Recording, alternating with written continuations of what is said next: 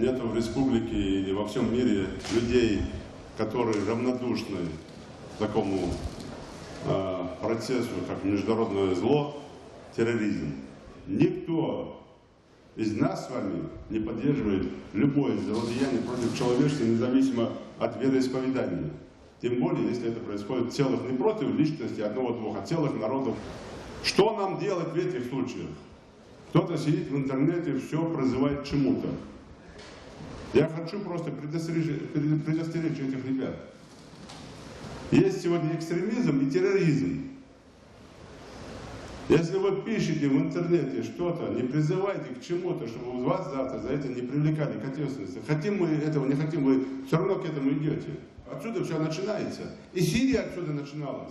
Но если мы сегодня видим такую несправедливость по отношению к целому народу, к нашим собратьям по вере, и этот митинг тоже, когда мы говорим против терроризма, против международного терроризма Ингушетии, мы против и такого терроризма против целого народа.